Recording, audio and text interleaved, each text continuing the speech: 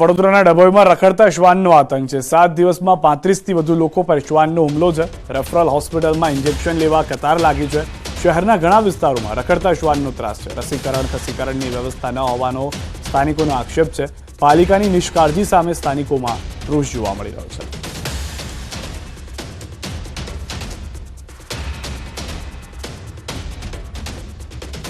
કલીનગરના તહસીલમાં અટકુના નામના અત્યંત ચોંકાવનારા દ્રશ્યો સામે આવ્યા છે।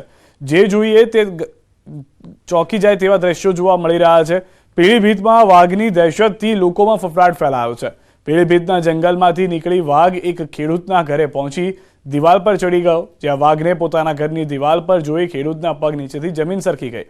વાઘની દહેશતથી લોકોમાં ભયનો માહોલ જોવા મળી રહ્યો છે। વાઘને જોવા માટે લોકોના ટોળે ટોળા ઉમટી પડ્યા। આ સમગ્ર દ્રશ્યો તે વિડીયોમાં સ્પષ્ટ જોવા મળી રહ્યા છે કે જેમાં વાઘ ખેડૂતની એક દિવાલ ઉપર જઈ અને શાંતિથી બેસેલો જોવા મળે છે।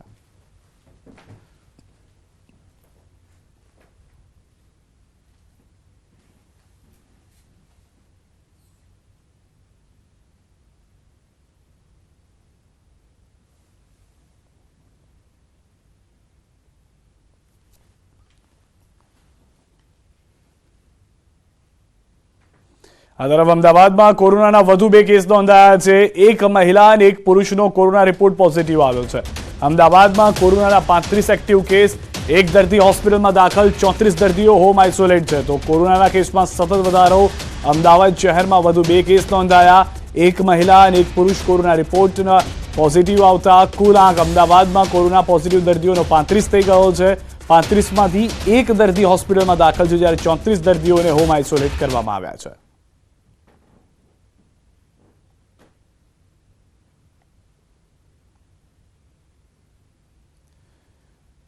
જે કોઈ પોઝિટિવ પેશન્ટ આવી રહ્યા છે એ તમામ એજ ગ્રુપના, એટલે કે વાત કરીએ તો 15 યર્સથી 70 યર્સ સુધીના પેશન્ટ જોવા મળેલ છે।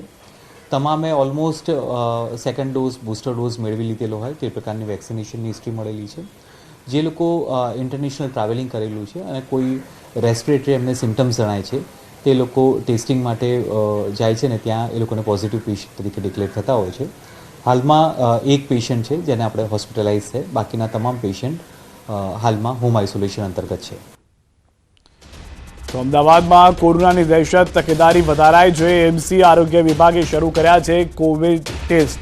એએમસી સંચાલિત હોસ્પિટલ અર્બન હેલ્થ સેન્ટર પર ટેસ્ટ કરવામાં આવી રહ્યા છે। અર્બન હેલ્થ સેન્ટર પર ટેસ્ટ કિટની વ્યવસ્થા કરાઈ છે। એન્ટીજન અને આરટીપીસીઆર ટેસ્ટ થશે। શહેરમાં પ્રતિદિન કોરોના કેસમાં વધારો જોવા મળી રહ્યો છે। અમદાવાદ શહેરમાં કોરોના દસ્તક આપતું જોવા મળી રહ્યું છે।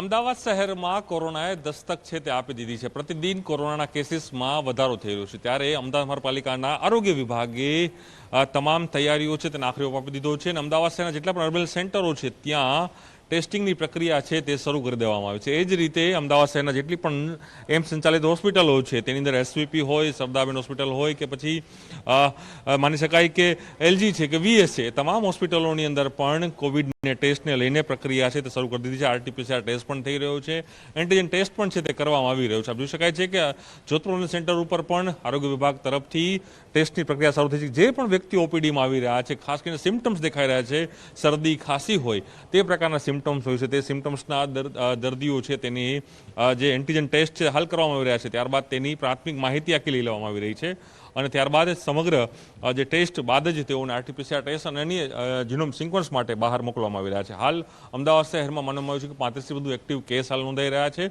અને હાલ મહાનગરપાલિકા તરફથી અલગ અલગ જે કામગીરી છે તે પણ કરવામાં આવી રહી છે। પરંતુ ચોક્કસ એ માની શકાય કે કોરોનાએ ગુજરાતમાં અમદાવાદ શહેરમાં દસ્તક આપી છે, તેને લઈને જ એએમસીના આરોગ્ય વિભાગના અર્બન સેન્ટર ઉપર પણ હવેથી જે કોવિડ ટેસ્ટ છે તે થશે અને લોકોએ પણ પોતાના જે ટેસ્ટ કરાવશે તે અહીં પહોંચી શકશે અને પોતાના ટેસ્ટ છે તે થઈ શકશે। ક્રમશ મહેતા સાથે પ્રણવ પટેલ, ન્યૂઝ 18 અમદાવાદ।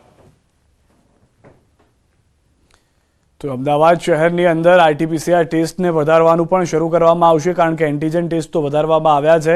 હાલમાં જે કેસ છે તેમાંથી એક કેસ થોડો નાદુરસ્ત વધુ હોવાને કારણે હોસ્પિટલમાં ટ્રાન્સફર કરવામાં આવ્યા હોવાની જાણકારી છે। બાકીના જેટલા પણ પોઝિટિવ કેસ છે તે તમામ લોકો હાલમાં હોમ આઇસોલેશનમાં હોવાની પણ જાણકારી મળી રહી છે। આપને પણ જો શંકાસ્પદ લાગે છે તો આપ પણ નજીકના કોઈ પણ અર્બન હેલ્થ સેન્ટરમાં અથવા સરકારી હોસ્પિટલમાં જઈ અને ટેસ્ટ કરાવી શકો છો, જેને લઈને પણ એએમસીએ તૈયારીઓ કરી લીધી છે. તો સીઆઈડી ક્રાઇમ હાલમાં ફ્રાન્સ કબૂતરબાજી પર પ્રેસ કોન્ફરન્સ કરી રહ્યું છે. હાલ સુધી માહિતી મળે છે એમાં મુખ્યત્વે ઉત્તર ગુજરાતના જે બનાસકાંઠા, પાટણ, મહેસાણા છે, સાથે સાથે આણંદ જિલ્લો છે, આના લોકોનું મોટા પ્રમાણમાં સમાવેશ છે. તે સિવાય ભારતમાંથી અલગ અલગ જગ્યાથી પણ આમાં લોકો ભોગ બનનાર તરીકે છે. તો એ લોકો હાલ મુંબઈ છે, આપણે ગુજરાતની ટીમ એમના સંપર્કમાં પણ છે અને એ આવે તે આપણે ફરીથી એના સાથે વધુ સારી રીતે સંકલન કરીને કઈ એજન્સી મારફત અને કઈ એજન્ટ મારફત, કઈ ડોક્યુમેન્ટ્સના આધારે, કઈ પ્રોમિસીસ ઉપર એ લોકો ત્યાં જવાના પ્રયાસ કરતા હતા, ભૂતકાળમાં એના પહેલાં કેટલા લોકો એવી રીતે ગયા છે, ભવિષ્યમાં કેટલા લોકો જવા માટે લાઇનમાં છે અથવા પ્રોસેસ કરી રહ્યા છે, તે વસ્તુના આપણે ઊંડાણપૂર્વક તપાસ કરીને આગળની કાયદેસર કાર્યવાહી પણ હાથ ધરવામાં આવશે. અચ્છા સર, આ કેવી રીતે આખું કૌભાંડ રેકેટ ચાલતું હતું એની કોઈ વિગત આપણને મળેલી? હજુ સુધી જે પ્રાથમિક માહિતી છે એમાં અમે જે મૂળ ભોગ બનનાર છે તે સુધી પહોંચીને એની જે સુધી ઊંડાણપૂર્વક તપાસ ના થાય તે સુધી મને નહીં લાગતું કે કેસનું જે વધારે ડિટેલ્સ એના કરતાં આપી શકાય. એક બીજું જે રેકેટ છે, સંબંધ રેકેટમાં અલગ અલગ આપણે ભૂતકાળમાં પણ ગયા અઠવાડિયાથી અલગ અલગ વિઝા એજન્સી ઉપર રેડ કરેલ હતી. આમાં કેટલાક લોકોને ખોટા પ્રોમિસીસ આપીને, દરેકની એસઓપી અલગ છે. અમુક કેસીસમાં એ લોકો પહેલા પૈસા લે છે, અમુક કેસીસમાં અડધા કામ થયા પછી પેમેન્ટ લેવામાં આવે છે. અમુક કેસીસ એવા પણ સામે આવે છે કે બિલકુલ તમે યુએસએમાં ઉતર્યા પછી પેમેન્ટ આપવાનું રહે છે.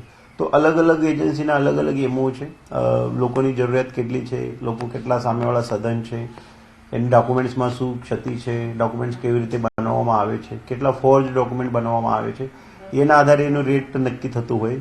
પરંતુ ચોકસાઈથી આ લોકોનું આપણે સઘન પૂછપરછ કરીને આનું જે કિંગપિન છે તે સુધી ગુજરાત પોલીસ પહોંચવા માટે પ્રયત્નશીલ છે.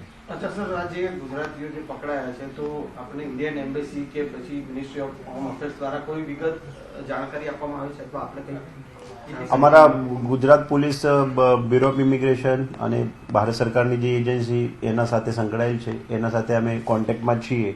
તો તમે જાણો છો કે 1.5-2 દિવસમાં આ લોકોનું વિમાન પૂરું અને પૂરતા માણસો સાથે પરત મુંબઈ ખાતે આવેલું છે. એટલે આમાં ભારત સરકારે મારું માનવું છે કે મોટા પ્રમાણમાં પ્રયત્નશીલ રહ્યા હશે અને તે જ રીતે આપણે ગુજરાત પોલીસ અહીંયાના જે નાગરિકો છે એને આપણે ભોગ બનનાર તરીકે જ ગણીએ છીએ. તો એના માટે પણ